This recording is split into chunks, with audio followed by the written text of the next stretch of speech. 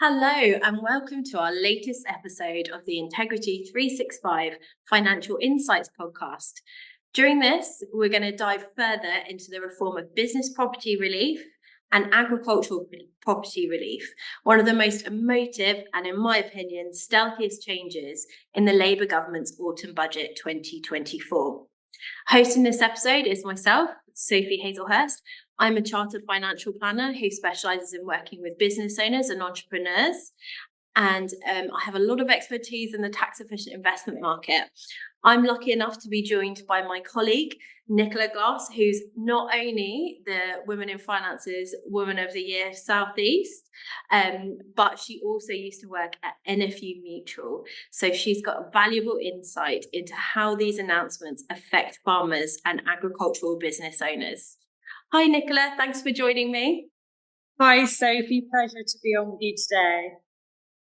So obviously we've had a lot of discussions about this post-budget, and I thought it would be a really useful way for us to have some of these discussions, but in an open forum.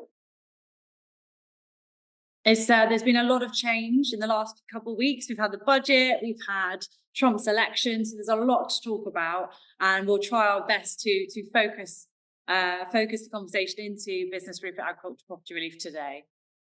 It's fantastic. And I think what I would also like to sort of talk about is the fact that no one else seems to really be talking about this other than a few headlines here and there. So there's been a lot of change. Sophie, I know business relief is one of your sort of expert areas. Perhaps you can talk us through how this works. Yes, so when we talk about this, we talk about business property relief and business relief. The reason that sometimes they're referred to in that way is that as a financial advice community, we try to avoid the property side of it, although that's legally correct, because previously there was a slightly controversial tax scheme called Business Renovation Property Allowance that was sort of went through a lot of HMRC controversy. So we tried to remove business relief away from that and just referred to it as BR. But BPR and BR are the same thing. And essentially, it's a relief that you get for owning shares in a small UK business. Now, you get that, and at the moment, it's 0% for inheritance tax purposes if you're holding the shares on the date of death and you've held them for at least 2 years. Now, that is something that is changing following the budget from April 2026. And what are those changes, Sophie? So what they've done is they've gone back on legislation that's been in place since 1976, and that was actually brought in by a Labour government, where essentially you got 50% relief, and then it was increased to 100% relief, so that 0% for inheritance tax for these small UK businesses. So what you now have is you have £1 million allowance for business relief qualifying investments, and anything above that, you get a 50% discount on the inheritance tax, which is effectively inheritance tax at 20%. There's also been a change in something that was previously just business relief qualifying, which is AIM shares. So now AIM shares are going to be taxed at sort of 20% for inheritance tax purposes. So part of that 50% relief, but without that £1 million allowance. This sounds like quite a lot of change that could affect quite a lot of business owners. And I must admit, Sophie, I wouldn't say it's something that I've heard about, spoken about that much, considering how big a change this is for some of your, well, both of our clients and many business owners out there. What do you think this actually means for them? So it's really important that we're involved in that planning stage, because actually there are so many companies where their value of the shares are going to be above that £1 million, and suddenly there's going to be an inheritance tax bill to pay. And with the majority of businesses, they just don't have the liquidity to be able to pay that, because you'd have to sell some of the business shares, which you might not want to do, because most of the time these are not listed on a stock exchange. That's why you get the relief. Or you'll have to sell assets within the business to help fund it and then take it out, and there's more tax consequences. So we really need to start planning for this. There are ways around this from a really sort of early stage. And I think you've just started to highlight it there, but I would love to hear how we as advisors can help our clients plan against this change. Yeah, so there's lots of different routes we can go down. So there's various different ways to insure against it. There we can look at gifting both directly to individuals or to a trust, and sort of ways of trying to utilise all the other reliefs that we have for inheritance tax and just try and maximise the amount of money that's passed on, but without that concern for having to realise that liquidity or that cash within the business to help fund that IHT bill. It sounds like advice is going to become even more important. And I don't know about you, but I would imagine that advice cap is going to really widen as these changes come into force. And it's going to become even more integral to be in touch with your financial advisor and other professionals that might be able to help you with this planning. Oh, definitely. And it's likely that we're going to need to help review structures of businesses, and people's plans for the long term is going to change. And I think that hasn't quite dawned on people because there's been a lot of news about the budget. But as you said, this hasn't really been talked about. So I think that's only going to increase the need, as you said, for more people to seek advice. And I think it's worth sort of saying that we're in a really fortunate position because we understand this to a point. We work with lots of other amazing professionals, and we can really help to build that long-term plan and take away some of that uncertainty. Absolutely. Thank you, Sophie, for taking us through that. It's really helpful. And sort of when it comes to uncertainty, Nicola, I imagine that having worked a lot with farmers in the past, that they're probably going to be facing a little bit of uncertainty as well, because there was some pretty massive changes to agricultural relief, wasn't there? Absolutely. So this one's been, I know, featured a lot in sort of news outlets and on TV and radio, because it's such an emotional change for farmers and those close to farming.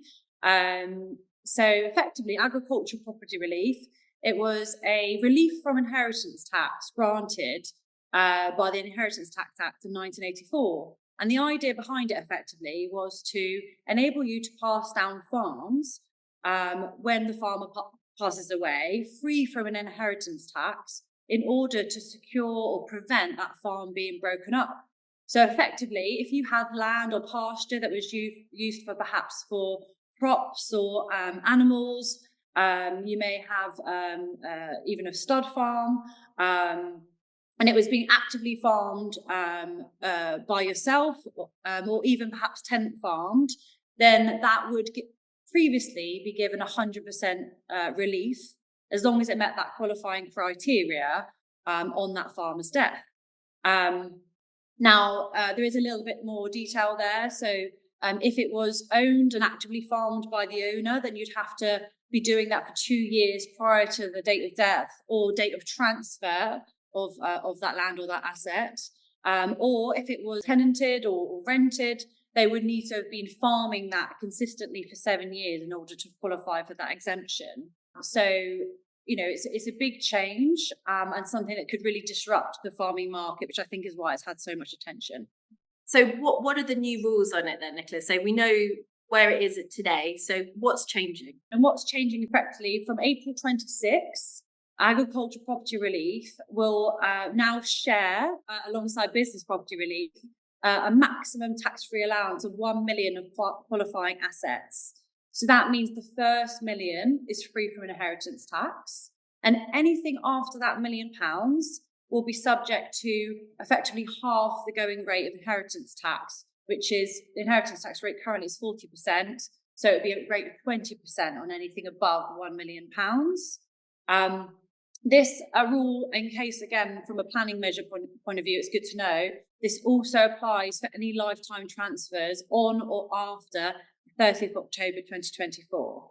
So, it's in, from that perspective, it's in force. So this is going to dramatically increase, or rather begin, farmers having to pay a level of inheritance tax on their farms when they pass. And that wasn't necessarily something that we had pre-budget. So it's a really big change. Now, it does seem from the information so far that it will be £1 million allowance per person. So perhaps you have 2 people in a partnership, that would be £1 million for person 1 and £1 million for person 2. And then those individuals will be able to use their own nil rate bands as well. But in any case, it's not really enough to cover most of the farms I certainly went to see back when I worked for NFU Mutual. And they certainly weren't always those larger scale farms that I know some people have referred to. They were those smaller and medium sized. So, Nicola, that sounds like there's going to be a lot of farmers who are going to have to try and work out a way of how to pass that farm on to the next generation.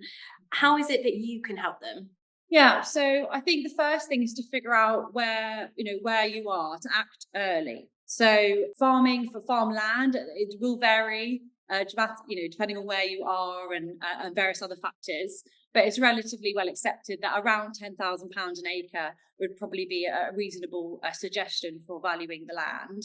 And again, it will vary depending on whether you're a mixed farm, dairy, cereal, well diversified. But you probably need about 250 acres or so to make a reasonable profit, or rather at least a living wage or a living profit from that farm. So you can see there that just based on, say, a 250 acre farm with a £10,000 per acre valuation, that's already about 2.5 million.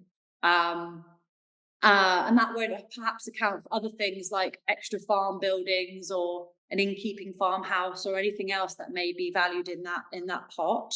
You can see how quickly that might escalate if we look at a 500 acre farm and so on and so forth. So first of all, valuation. What is the value of your farm and your assets? Once we know that, we can work out roughly what we think that inheritance tax liability is going to be. Now, in my experience, a lot of the farms that I would go and see wouldn't necessarily have that liquidity to pay that tax bill. A lot of the time with farmers, there's that element of stewardship, that you have perhaps valuable land, but the profits that you make from that aren't always quite proportional to the value of the land. So often they could be, sort of cash poor when it comes to needing to pay an inheritance tax bill. So it becomes quite tricky.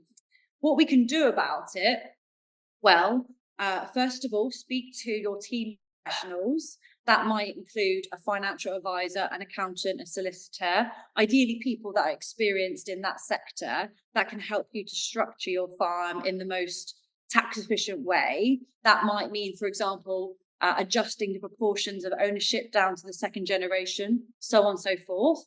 Although that also is a measure that comes with other tax liabilities you may need to consider.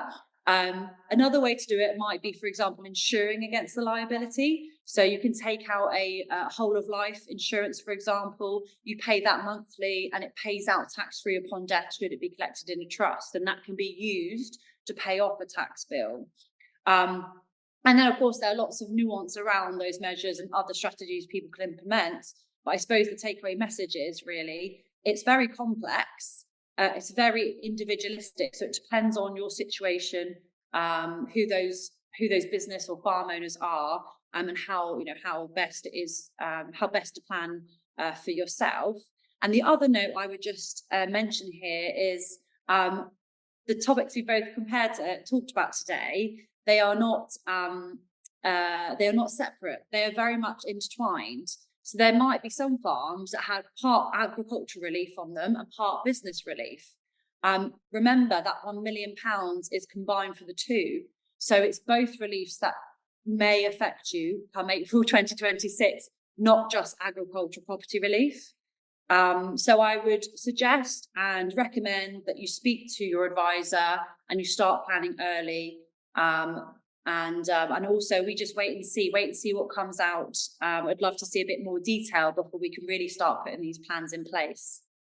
So it sounds to me like Jeremy Clarkson and all the people like him need to come and talk to you, Nicola. So because you've gone through so many things in Survey today, I'm going to summarise what we've talked about and let me know if there's anything else to add.